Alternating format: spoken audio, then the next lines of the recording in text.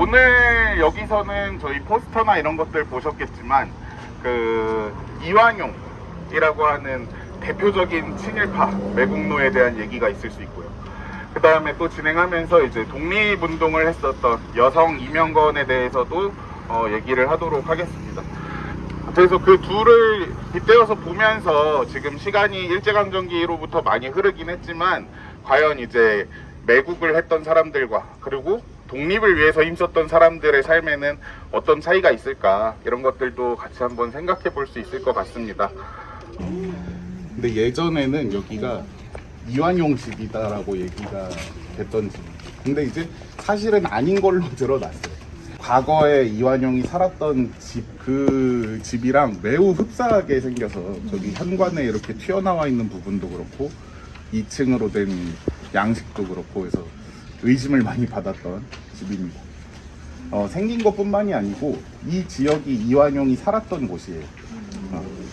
이완용 하면 혹시 떠오르는 단어가 어떤 거가 있을까요? 을사오적, 그죠? 뭐 매국노, 을사오적. 그런데 이제 이완용은 을사오적뿐만이 아니고 트리플 크라운을 달성을 합니다.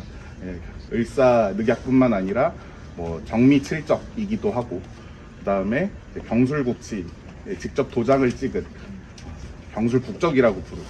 그런 인물이기도 하죠. 그래서 1910년에 아예 나라를 넘기는 경술국치에 도장을 찍고 너무 이제 욕을 많이 먹고 생명의 위협까지 느끼게 되니까 이곳까지 오게 되는 거죠. 여기는 일본인들이 많이 살기도 했고, 저 큰 길 따라서 백운동천이 흘렀고 옆으로 옥류동천이 흘렀어요. 그래서 강들 사이에 끼인 곳에 있었기 때문에 호위하기에, 경호하기에 용이하다라는 그런 지역이었습니다. 그래서 이 자리로 이사를 왔는데 집 한 채를 사가지고 온 게 아니고요. 아까 저희가 모였던 큰 길부터 여기서 한 2블럭 후까지 해서 총 몇 평 정도 되냐면 한 4,000평 정도 되는 땅이 이완용의 땅이었습니다. 그래서 19, 여기가 이제 옥인동 19번지, 그리고 18번지, 2번지까지 합쳐서 그렇게 넓은 땅을 가지고 있었고, 여기만 4,000평이었던 거예요. 전국으로 따지면 훨씬 많았습니다. 2만 평이 넘는 토지를 가지고 있었고, 그 총 면적을 따지면은 여의도의 8배 가까이 되는 면적이 이완용의 땅으로 들어갔다고 해요. 그게 이제 경술국치에 도장 찍어주고 하면은 일제가 은사금이라고 돈을 줬어요. 그럼 그 돈을 받아서 땅 사고 또 땅 팔고 이런 식으로 해서 재산을 늘렸던 건데, 일제강점기가 끝나고 정부로 환수된 거는 거의 없죠. 3,000평 정도. 그 마저도 이완용의 이제 증손자가 소송을 걸어서 다시 받아가지고 캐나다로 떠났습니다. 이 집은 이제 흡사하게 생기긴 했지만은 실제 이완용 집은 아닙니다. 이완용이 이제 친일파로 이렇게 많이 유명해지고 이름을 어떻게 보면 휘날린 사람이긴 하지만 사실은 처음부터 친일파는 아니었습니다.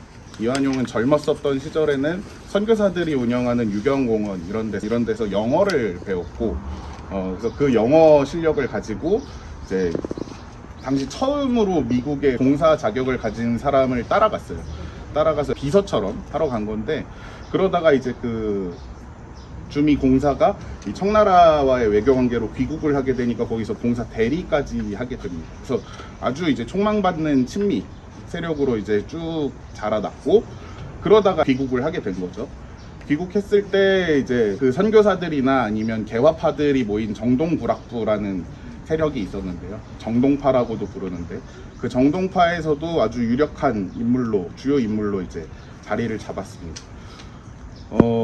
그 이후에는 을미사변이 있고, 고종이 러시아 대사로 피신하는 아관파천이 있었는데, 그때도 친러 세력들이랑 엮여서 힘을 합치기도 했었습니다. 이렇게 미국에 친하게 지냈다가 또 러시아가 세진 것 같으면 러시아에 친하게 지냈다가 요랬던 인물이 또 이완용이었던 거죠. 그러다가 이제 사실은 러일 전쟁에서 많은 사람들이 러시아가 이길 거라고 생각했어요. 강했으니까. 근데 일본이 이겼던 거고, 이완용이 친일에 선을 대게 된 거죠. 그래서 사실 경술국치 때 도장을 찍으러 갔지만 이완용은 사실 영어만 잘하고 일본어를 못했어요. 그때 이제 따라갔던 사람이 혈의누라는 소설의 작가 이인직이 가서 통역을 해주고 했던 건데요. 그만큼 이제 그 전에 뭐 미국의 친미파로서의 활동이 이제 많이 깊었다라고 볼 수가 있는 거죠. 심지어는 미국에 있다가 귀국했을 때 독립협회라는 거에 초대 협회장까지 맡게 됩니다. 물론 이제 그때 독립협회는 청나라를 상대로 한 성격이 많이 있었고, 그래서 이제 그 안에 친미 세력, 친러 세력, 뭐 친일 세력들이 다 섞여 있었긴 한데, 그 독립협회에 이제 서재필 같은 독립운동가들도 많이 있었거든요. 그래서 거기에서 그때는 일본에 대해서 난 일본을 견제한다라는 태도를 가지고 있었던 거예요. 이후에 그 이완용의 태도로는 상상하기가 어려운 일인 거죠. 그리고 독립문 저기 서대문에 있잖아요. 그 독립문을 세우는데도 제일 많은 돈을 내가지고, 사실 그 지금 독립문 현판이 있습니다. 현판. 그 현판의 필적이 이완용이 쓴 거다라는 게 지금 정설이에요. 이거는 이제 근데 저희가 생각해 볼 게, 그러면 이완용이 독립에 대해서 뜻을 가지고 있다가 갑자기 친일이 된 건가?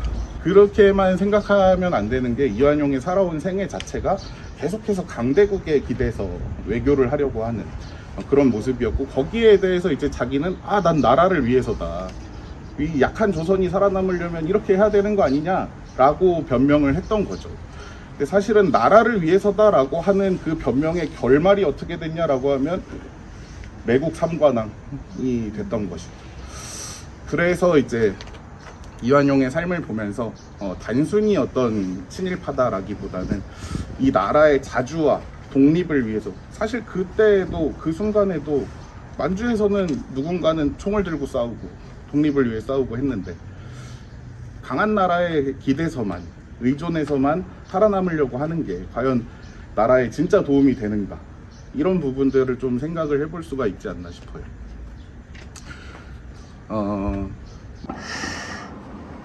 요 건물 아까 그 주차장에서 석교 부자재를 봤는데요, 세종아파트라고 합니다. 이 건물이 이제 뭐냐면은 그 독립운동가 여성 이명건이 살았던 집 터입니다. 그래서 여성 이명건이라고 하는 사람은 민족에 대해서 되게 큰 열정을 가지고 고등보통학교 시절부터 그런 걸 했었대요. 일본인 교사가 와서 이제 자꾸 괴롭히고 하니까 일본인 교사를 반대하는 운동을 학생 시절에 한 거죠. 근데 그러고서 이제 학생 신분을 박탈당하고 다른 학교로 가서 이제 졸업을 하게 되고 이런 일들도 있었다고 합니다. 학교를 졸업하고 나서는 만주에 가서 독립운동을 하게 되는데, 그렇게 출발할 때도 자기 집에 집문서까지 털어가지고 독립운동 기지 건설운동을 하게 되는 그런 열성적인 독립운동가였던 분이죠. 그리고 이제 3.1운동이 있었고, 3.1운동 이후에 귀국을 하시게 됩니다. 그 귀국해서 대구로 가셔서 나는 사람들과 함께 독립운동을 하겠다 라고 하셔서 이제 뭐 해성단이라는 걸 꾸리시고 거기서 이제 활동을 하고 이랬던 이력이 있는데, 그러다가 일제한테 잡혀서 감옥에 가는 상황이 벌어지는 거죠. 일제강점기가 지나고도 남북이 분단이 되고 분열이 되려고 했을 때 단독정부 수립에 반대를 하면서 남북 회담에 참여를 하셨습니다. 근데 이제 여기서 운명이 갈리게 되는데, 그 회담에 참가한 이후에 평양에 남으셨어요. 그 이후로 이제 저희가 잘 알지 못하는 독립운동가가 됐습니다. 김원봉 이런 분들은 저희가 많이 알고 있고 유명한 사람인데, 함께 그 독립운동을 했음에도 불구하고 이름이 그렇게 막 익숙치가 않은 이유가 월북을 했기 때문에 뭐 우리가 교육과정이라든지 아니면 평상시에라든지 많이 다루고 얘기하지 않는 독립운동가가 된 거죠. 제가 얼마 전에 그 광주 갔을 때 광주 학생독립운동 기념관 갔는데, 거기 기념관 한켠에도 그 얘기가 있더라고요. 여기에 참여했던 사람들 나중에 월북을 했기 때문에 알려지지 않은 사람들이다, 이런 게 기념관에 전시가 돼 있더라고요. 그래서 그렇게 알려지지 않은 독립운동가들이 아직까지 이제 너무 많고, 이런 부분들이 좀 많이 안타깝다라고 생각이 듭니다.